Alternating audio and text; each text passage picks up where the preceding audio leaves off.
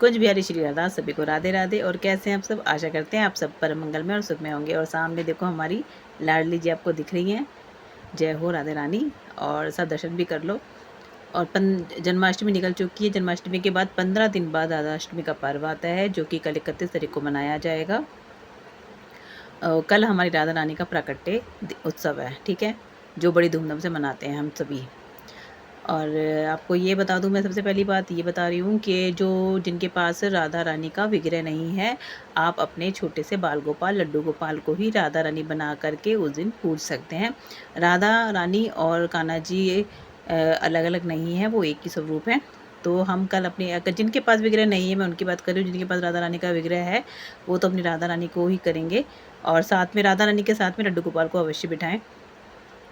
और बाकी जिनके पास विग्रह नहीं है उनके लिए बोल रही हूँ, कल राधा रानी को पोशाक पहनाइए और उनका श्रृंगार कीजिए, ठीक है। आप बिल्कुल वैसे जैसे राधा रानी को करते हैं वैसे आप कर सकते हैं।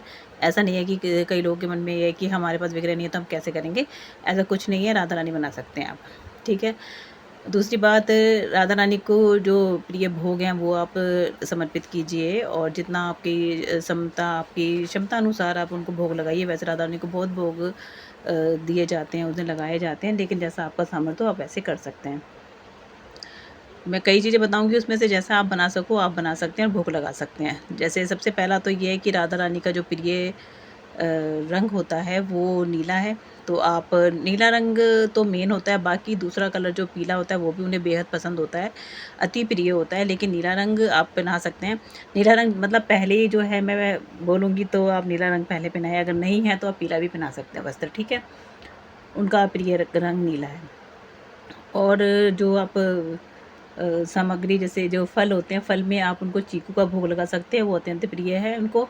और दही अरबी, और कुछ ना हो सके तो आप दही अरबी का ज़रूर ज़रूर ज़रूर भोग लगाइए, क्योंकि राधा रानी को बहुत अच्छी लगती है दही अरबी।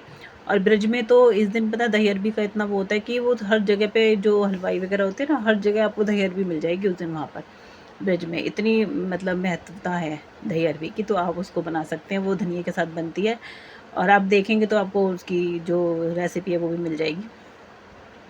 बाकी ये है कि इनको ज़रूर लगता है उसका भोग। और मालपुआ बहुत पसंद है, मालपुआ बना सकते हैं, खीर बना सकते हैं, रबड़ी का भोग लगता है, सफ़ेद रसगुल्ले का भी भोग लगता है। और क्या कर सकते हैं, मालपुआ इन्हें विशेष मतलब प्रिय इनका जो है व्यंजन है, तो आप मालपुआ भी बना सकते हैं, ठीक है। और मिठाई का लगाइए, फलों का लगाइए, फल में आप चीकू ले सकते हैं। और जो ये कढ़ी चावल का भोग, माँ को कढ़ी चावल भी बहुत प्रिय है, तो आप उनका भी भोग लगा सकते हैं। बनाने को तो हम कितने व्यंजन बना सकते हैं जितनी आपकी क्षमता है, अपनी क्षमता अनुसार, ठीक है। लेकिन जो बताया, और मीठे पान का बीड़ा माँ को बहुत पसंद है। वैसे भी राधा रानी के मंदिर में बरसाना में उनको पान, मीठा पान ज़रूर चढ़ाया जाता है, तो आप उसका भी ज़रूर ज़रूर भोग लगाएं, जितना आपसे हो सके उतना। ये नहीं है कि सारे आपको लगाने हैं, जितना आपकी क्षमता अनुसार, एक एक वस्तु, 2 वस्तु, 3 वस्तु, 4 व्यंजन, जैसे भी हो आप लगा सकते हैं। थोड़ा-थोड़ा बना लीजिए, और नहीं तो फिर आप बाहर से, माँ तो सिर्फ़ भाव की भूखी होती है, आप बाहर से अपना कुछ मीठा ला कर के भी अर्पण कर सकते हैं। कुछ नहीं है तो आप घर में ही माँ के लिए थोड़ी-सी खीर बना के अर्पण कर सकते हैं, माँ तो उसमें भी खुश है। तो आप ये कर सकते हैं। बाकी जो कर सकते हैं, जिनके सामर्थ्य है वो बना सकते हैं, करते भी हैं, सभी भक्त करते हैं अपनी-अपनी इच्छा अनुसार, अपने-अपने जैसे जिसका सामर्थ्य बन पाता है उस हिसाब से, तो आप कर सकते हैं, ठीक है। और बाकी कई संप्रदायों में ये होता है कि पूरे दिन व्रत रखा जाता है। आज रात को राधा अष्टमी, मतलब रात को अष्टमी लग जाएगी। हम तो उदया तिथि के अनुसार करते हैं, वैसे रात को लग जाएगी आज। मैं उदया तिथि के अनुसार मानती हूँ, तो सुबह से लेकर के मतलब रात से ही बंद कर दूँगी खाना वाना, जैसे प्याज़ लहसुन का भोग आज के दिन कुछ नहीं है, इस तरह से ब्रह्मचर्य का पालन भी करें। और अब सुबह जल्दी उठ कर के स्नान वगैरह करने के बाद राधा रानी को पंचामृत से ज़रूर स्नान कराएं, ज़रूर ज़रूर, जैसे हम कान्हा जी का करवाते हैं ना। और 2 बार होता है, मैं तो 2 बार ही करती हूँ, क्योंकि सुबह-सुबह उठ कर के अभिषेक हो जाता है, उसके बाद जब 12 बजे उनका अभिषेक होता है तब भी करते हैं। तो ऐसे ही अगर आपने सुबह-सुबह राधा रानी का कर दिया अभिषेक, तो आपको 12 बजे एक बार फिर से अभिषेक करके उनको नए वस्त्र धारण कराने हैं, ठीक है। और बाकी जैसे आपको लगे, लेकिन ऐसा होता है, राधा रानी का जो प्राकट्य हुआ था वो सुबह 4 साढ़े 4 के बीच में ही हुआ है, ठीक है। लेकिन मतलब पीछे से ही चला आ रहा है, जैसे वहाँ की ब्रज वालों की जो भावनाएँ हैं, बरसाना धाम वालों की, वो कहते हैं कि नहीं 12 बजे, तो इस हिसाब से हम दोनों चीज़ें ही कर लेते हैं। 12 बजे के हिसाब से हम चल लेंगे। व्रत नहीं कर पाती, मैं व्रत नहीं करती हूँ। मतलब सभी कई संप्रदायों में व्रत का विधि विधान से मतलब व्रत करने का वो बता रखा है कि आप नेक्स्ट डे अगले दिन ही अपने व्रत का पालन करें, ठीक है।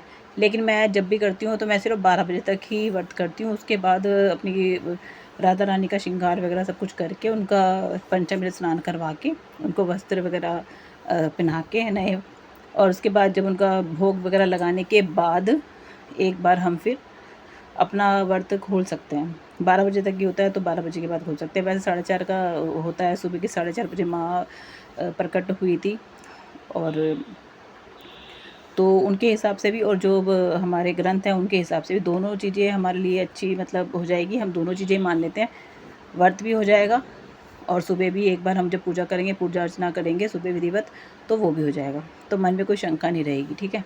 तो आप ऐसा कर सकते हैं। और बाकी तो माँ के जो नाम की जो माँ की नामों की जो माला है राधा नाम की, वो आप जप सकते हैं। राधा नाम का जितना सिमरन हो सकता है राधा रानी को, कल का दिन तो विशेषकर आप पूरे राधा रानी को ही दे तो ज़्यादा अच्छा रहता है। फिर राधा रानी के नाम सिमरन कर सकते हैं, पूरे दिन राधा रानी के भजन कीर्तन होगा पूरा दिन। तो कल पूरे दिन राधा रानी का ही आप एक दिन तो माँ को पूरा समर्पण कर ही सकते हैं, क्योंकि हमारी इतनी करुणामयी सरकार है बहुत ज़्यादा। जब हमारे थोड़े से जो कान्हा जी हैं थोड़े से टेढ़े हैं, लेकिन राधा रानी बहुत बहुत बहुत करुणामयी सरकार है और बहुत ही प्यारी हैं। जब राधा रानी ने वचन ले रखा है ठाकुर जी से कि यदि आप किसी अपने भक्त को नहीं अपनाएंगे या उसने कोई गलती कर दी या कुछ, तो उसको मैं ज़रूर अपनाऊंगी। ऐसा नहीं है कि ठाकुर जी ने नहीं अपनाया तो दूसरा भी कोई नहीं अपनाएगा। कि मैं राधा रानी कहती हैं कि जो मेरे पास आएगा मैं उसे ज़रूर अपनाऊंगी, चाहे आप उन्हें उसे अपनाओ या ना अपनाओ, या ये कहो कि इसने ये गलती कर दी वो गलती कर दी, लेकिन हमारी माँ इतनी करुणामयी है कि वो ज़रूर ज़रूर ज़रूर उसको संभालती है। और राधा रानी का नाम बरसाने वाली इसलिए कि वो सिर्फ प्यार और अपनी मधुरता, प्यार, विश्वास सब कुछ यही बरसाती रहती हैं। वो बहुत करुणामयी सरकार है, इसलिए आपने देखा होगा हमेशा राधा रानी, जितने भी आप स्वरूप देखेंगे राधा रानी के, दोनों हाथ नीचे की तरफ खुले रहते हैं, क्योंकि वो अपने भक्तों को आमंत्रण, जब भी वो देखती है किसी भक्त को टूटा हुआ और जितना भी जो परेशान होते हैं, तो माँ उसका हाथ पकड़ लेती है। राधा रानी बहुत ही प्यारी सरकार है हमारी, बहुत सहज स्वभाव और इतना प्यारा निर्मल भाव की बहुत ही प्यारी माँ है। तो हम कल करेंगे, जैसा बन पाएगा माता रानी से आगे लेके, माँ जैसी आपकी इच्छा हो वैसे हमसे सब कुछ करवाना, ऐसे कह करके आप अपना व्रत प्रारंभ कर सकते हैं। माँ को भोग लगा सकते हैं सभी चीज़ों का, और माँ को प्रसन्न कर सकते हैं, ठीक है। तो फिर सभी को एक बार से फिर अब एक बार कल एडवांस में बोल देती हूँ राधा अष्टमी की शुभकामनाएं। बाकी कल मिलते हैं आपसे, और कल माँ के दर्शन भी करवाऊँगी मैं, और कल आपको सारी वीडियोस मिल जाएगी कि कैसे कैसे मैंने पूजा करी, कैसे कैसे भोग लगाया, वो आप देख सकते हैं। श्री राधे सबको।